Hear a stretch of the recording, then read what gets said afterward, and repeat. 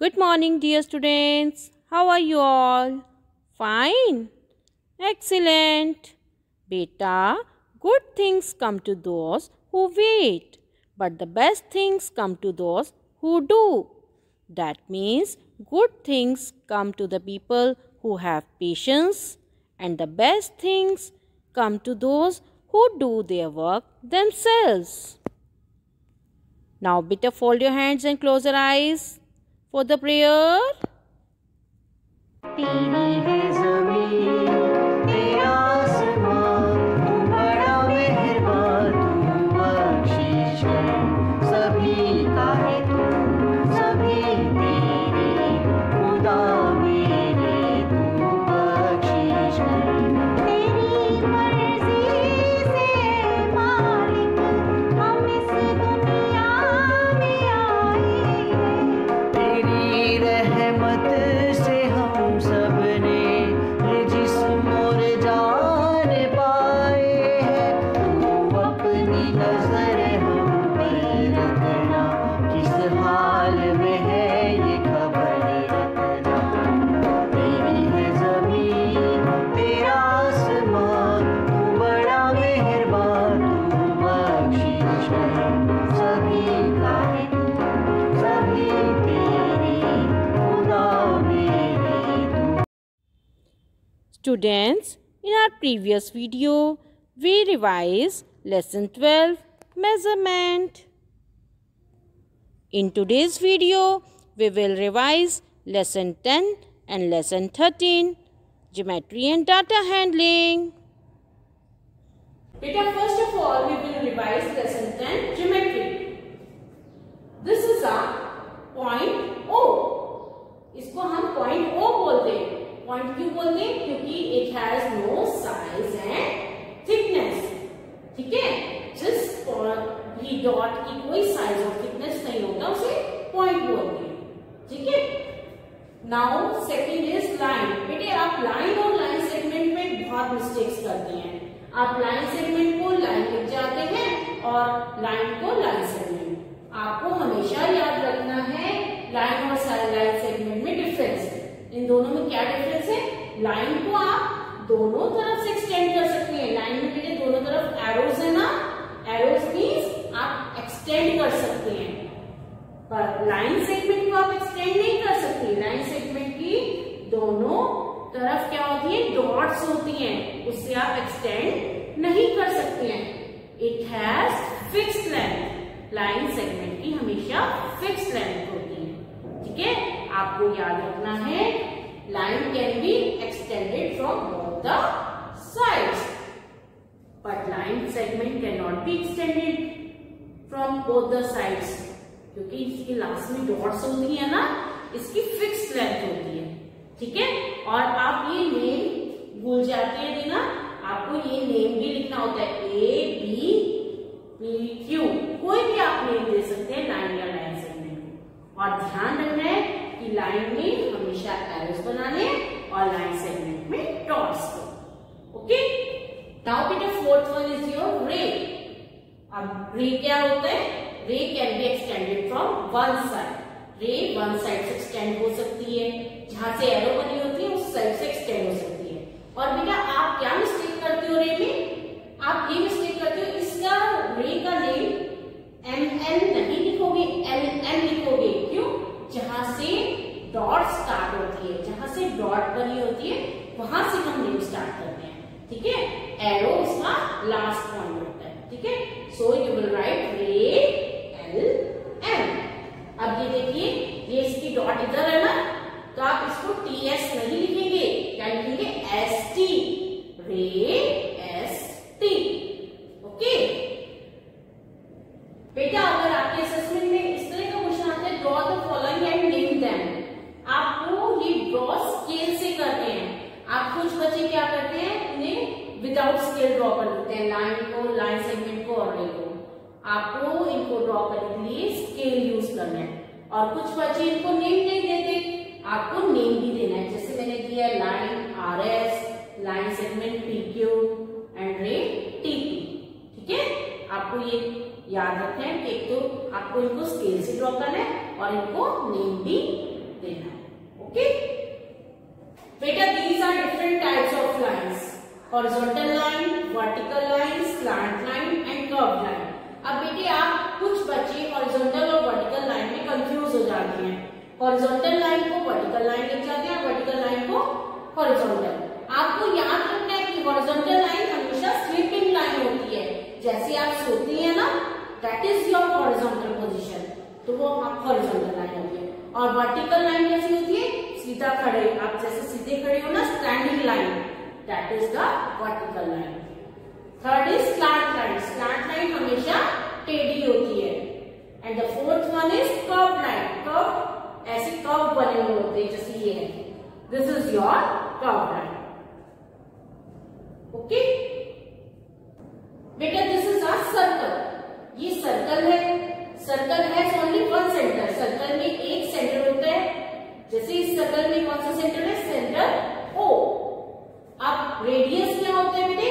जो सेंटर से circular path के ऊपर डिस्टेंस होता है, that is called radius.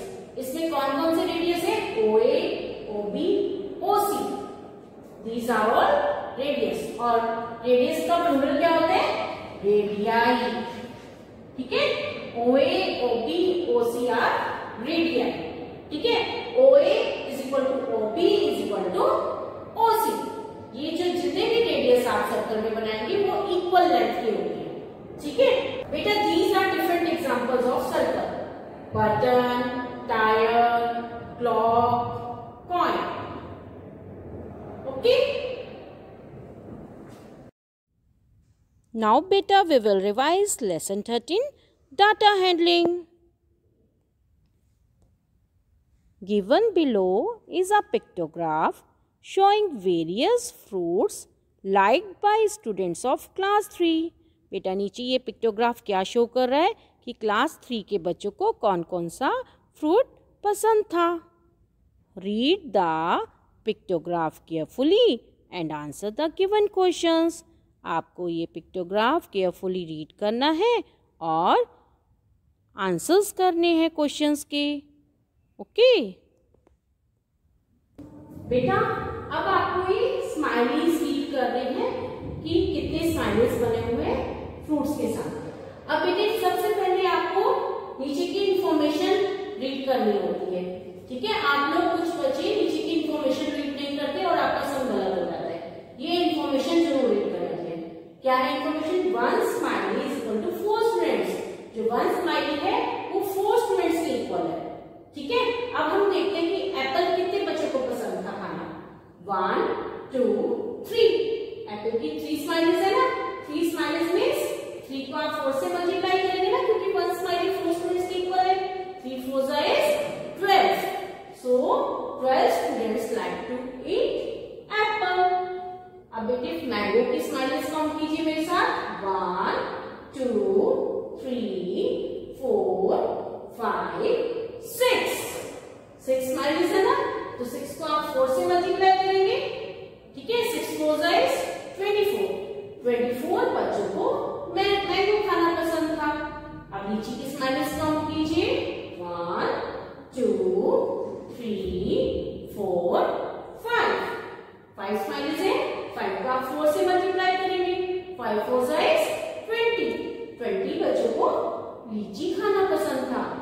Now orange smileys are 1 2 3 4।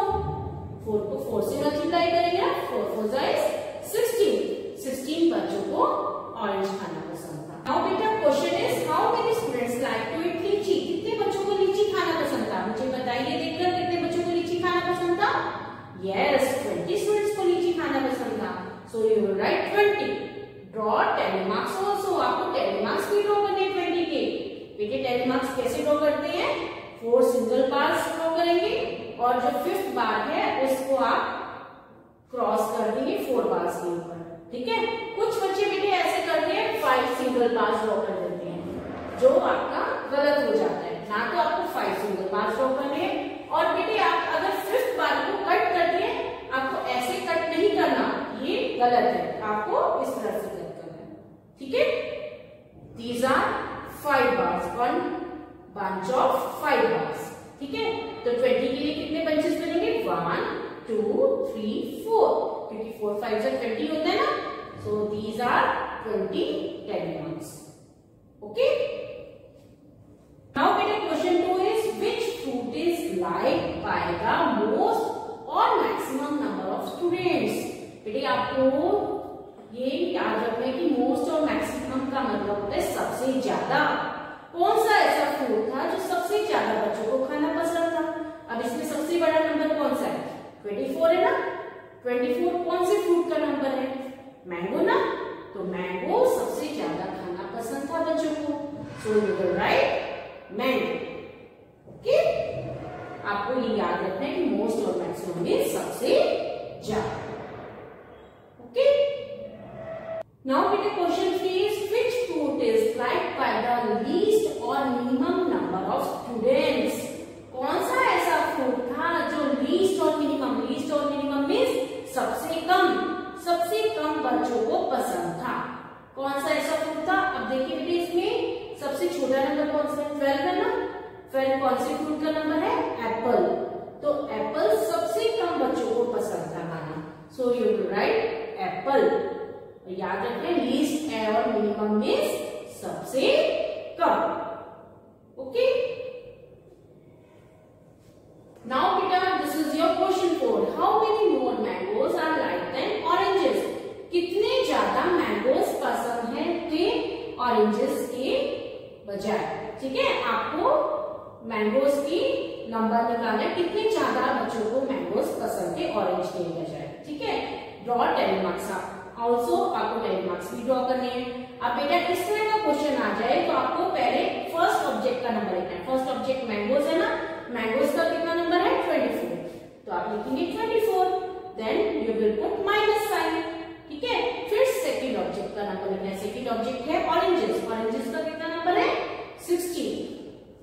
ठीक है. अब आप 24 माइनस 16 करेंगे. 24 माइनस 16 इज 8. 8 बच्चों को मैंगोज ज्यादा पसंद थे ऑरेंजेस से. और आपको 10 मार्क्स भी ड्रॉ करने हैं ना. 10 मार्क्स कैसे ड्रॉ करेंगे? 1 bunch of 5 bars and 3 single bars. 5 plus 3 is 8. ठीक है. आपको ये याद रखना है कि पहले आपको फर्स्ट ऑब्जेक्ट का नंबर लिखना है, फिर माइनस साइन डालना है और फिर सेकंड ऑब्जेक्ट का नंबर लिखना है इस तरह के क्वेश्चन में और फिर उन्हें माइनस करना है. ओके. Now बेटा this is your fifth question. How many total students are there in the class? आपको बताना है क्लास में कितने बच्चे थे टोटल. तो आप टोटल फाइंड आउट करने के लिए इन सब नंबर्स को प्लस करेंगे ना. 12 प्लस 24 प्लस 20 प्लस 16. इन सबको प्लस करके देखेंगे तो आंसर क्या आएगा? 72. सो यू विल राइट 72. टोटल में आपको सबको प्लस करना है. ओके. अब डाटा हैंडलिंग में मिस्टेक्स तो नहीं करेंगे ना. Okay. Very good. Students, this is a storybook. Now you will write 2 or 3 lines about this storybook. Okay? बेटा अब आपके एग्जाम्स आने वाले हैं ना. So you should work hard. Hard work always pays back. Okay? Thank you. Have a nice day.